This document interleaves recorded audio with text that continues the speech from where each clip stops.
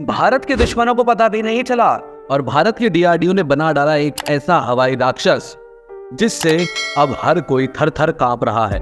जी हाँ दोस्तों, एक ऐसा वायु दैत्य जो भारत के दुश्मनों को कच्चा निकल जाएगा।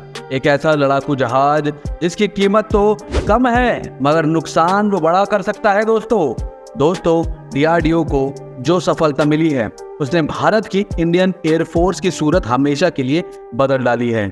जो देश उस लिस्ट में टॉप करते थे कि किस देश ने ज्यादा मिसाइल्स बनाई और बेची, उस इतिहास को ही बदल डाला है भारत के डीआरडीओ ने। जहां महज 36 रफाल खरीदने के लिए भारत को 50,000 करोड़ और न जाने उसके आगे पीछे कितने और करोड़ खर्च करने पड़े थे, लेकिन अब भारत के पास है 4.5 जनरेशन विमान। जी हाँ दोस्तों, ऐसा विमान जो रफाल से बस थोड़ा कम कैपेबिलिटी रखता है, लेकिन इसकी क्षमता रफाल से कई गुना बेहतर करी जा सकती है। याद रखिएगा, रफाल 1980 के दशक में डेवलप किया गया था। उसके इंजन क्षमता ज्यादा है, मगर हम जिसकी बात कर रहे हैं उसकी हम वायु राक्षस क्यों कह रहे हैं? उसका नाम है Tejas MK2 medium weight combat aircraft. जी हाँ दोस्तों, तेजस MK2 रफाल की तुलना में ज्यादा बेहतर एवियोनिक्स से लैस है। रफाल 1980 के दशक में डेवलप किया गया था और ये आज का विमान है। जी हाँ दोस्तों, गौर से समझ लें इस बात को। लेकिन तेजस मार्क 2 में डीआरडीओ ने वो छक्का मारा है जो कि स्टेडियम से बॉल को बाहर ही पहुंचा दी है। दोस्तों, ऐसी एवियोनिक्स, ऐसी इलेक्ट्रॉनिक वॉरफेयर सूट्स, ऐसे सेंसर्स, ऐसे रेडार्स, ऐसे मिसाइल कैपेबिलिटी है तेजस मार्क 2 के अंदर जो उसे रफाल के बराबर से थोड़ा नीचे लाकर खड़ा करती है।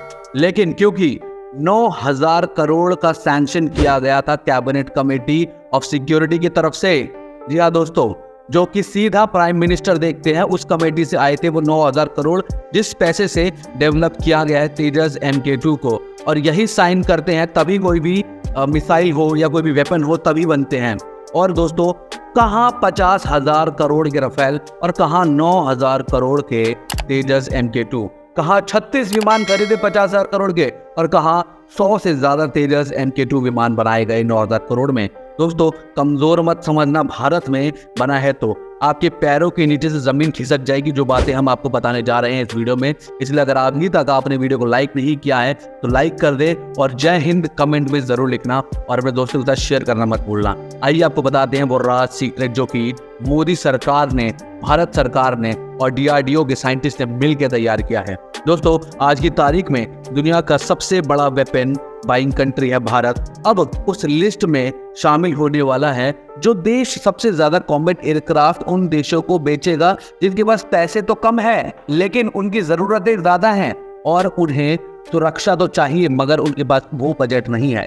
दोस्तों, भारत एक समय पे सबसे ज्यादा वेपन्स बाइंग कंट्री में था, लेकिन आज वो वेपन बेचने वाला देश बन जाएगा और उन हर देशों की हेल्प करेगा जो कि खुद की इतनी साइंटिफिक और टेक्नोलॉजी नहीं रखते हैं, उनको ये सारे पावर्स और सारे वेपन बेचेगा और अपनी दोस्ती बरकरार रखेगा और पैसा भी कमाएगा। उनको भारत सप्लाई करेगा। पहले तो भारत उन्हें इंडियन एयरफोर्स में शामिल करेगा, फिर भारत के पास ऑलरेडी दक्षिणी अमेरिकी देश और मुस्लिम देशों की लंबी लिस्ट है। वो कतार लगा के खड़े हैं खरीदने के लिए विमानों को। और जब भारत ये डेडली वेपन्स बेचेगा तब भारत कमाएगा पैसा, रेवेन्यू जनरेट करेगा और भारत की इकोनॉमी बढ़ेगी। क्यों हम कंपेयर कर रहे हैं MK2 को रफाल से? ध्यान से सुनिएगा, जो बातें हम आपको बताने वाले हैं आपके पैरों तले जमीन खिसक जाएगी और आप उंगलियों के नाखून काटने लग जाएंगे जब आपको ये मालूम पड़ेगा कैपेबिलिटीज क्या क्या है। दोस्तों, ये मार्क 1.8 की गति से उड़ान भरता है, यानी लगभग 2469 किलोमीटर प्रति घंटे की रफ्तार से ये लगभग वही रफ्तार है जो रफाल की रफ्तार है। अब अगर रेंज की बात करें तो उसकी रेंज है 2,500 किलोमीटर से 3,000 किलोमीटर के आसपास और रफाल की रेंज थोड़ी सी ज़्यादा है, उसकी 3,500 किलोमीटर की रेंज है। लेकिन अगर आप फाइटिंग रेंज की बात करें और डॉग फाइट की बात करें, आपको बता दें कि डॉग फाइट क्या होता है। डॉग फाइट वो होती है जब दो फाइटर जेट्स आपस में लड़ते हैं, 1 to 1 कॉम्बैट करते हैं। उस कॉम्बैट की सिचुएशन में तेजस जो है वो 1000 से 700 किलोमीटर की रेंज में लड़ सकता है और रफाल 1500 किलोमीटर की रेंज में लड़ सकता है। दोस्तों, MK2 के अंदर GE F414 turbo fan engine डाला हुआ है जो कि 98 किलो न्यूटन से 110 किलो न्यूटन की पावर को डेवलप कर सकता है, जनरेट कर सकता है। लेकिन राफेल की बात करें तो उसमें पावरफुल इंजन है और MK2 में सिंगल इंजन है। राफेल जो फ्रांस से लिया है उसमें डबल इंजन है, इसलिए उसका इंजन 150 किलो न्यूटन का थ्रस्ट जनरेट कर सकता है। 17,500 kg का वेट यानी वेपन्स लेके चल सकता है हमारा तेजस MK2। वहीं पे राफेल 20,000 से थोड़ा ज़्यादा वेट लेके चल सकता है। दोस्तों 11 हार्ड पॉइंट्स है तेजस में और वहीं पे 14 हार्ड पॉइंट्स है राफेल में। आपको बता दें हार्ड पॉइंट्स क्या होते हैं। हार्ड पॉइंट्स वो हैं जब मिसाइल्स और रॉकेट लगाए जाते हैं जिनको दागते हैं दुश्मनों के सीने में। और दोस्तों सर्विस सीलिंग दोनों की बराबर ही है। आपको बता दें कि सर्विस सीलिंग उस हाइट को कहते हैं जिस ऑल्टीट्यूड पे, जिस हाइट पे एक लड़ाकू विमान उड़ सकता है। दोनों की सर्विस सीलिंग 50,000 किलोमीटर है, लेकिन इससे ज्यादा फर्क नहीं पड़ता क्योंकि दोस्तों लड़ाकू विमान सरफेस के नजदीक आगे टारगेट को हिट करते हैं। नीचे से टैंकर रखे हैं, नीचे आर्मी है, उन पे हिट करते हैं। लेकिन इनका मेन पर्पस क्या होता है, पहले तो बता दें कि दोनों में बराबर हैं, तो कोई अंतर नहीं रहेगा दोनों में, लेकिन इससे ज्यादा फर्क तो पड़ता नहीं है। लेकिन आपको बताना है कि फिर भी क्या फर्क पड़ेगा, सिर्फ रेडार से बचने के लिए यूज करी जाती है सर्विस सीलिंग को। अब रेडार क्रॉस सेक्शन क्या है? रेडार क्रॉस सेक्शन में दोनों बराबर हैं। जितना बड़ा रेडार क्रॉस सेक्शन होगा उतना आसपास की एयरक्राफ्ट और चीजें देख सकता है वो लड़ाकू विमान।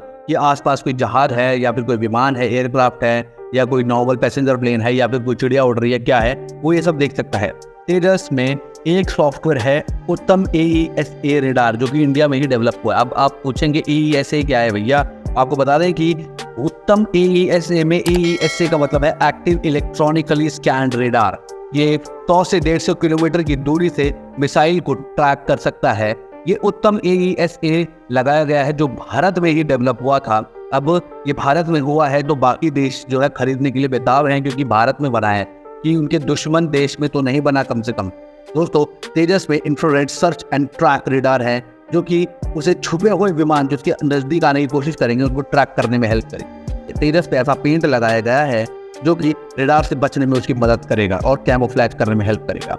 दोस्तों भारतीय एयरफोर्स को नज़र में रख के बनाए गए हैं ये एयरक्राफ्ट, लेकिन बहुत जल्द ये पूरी वर्ल्ड मार्केट में बिकने वाले हैं और इंडिया बहुत जल्दी एक सुपर पावर के रूप में तैयार होने वाला है।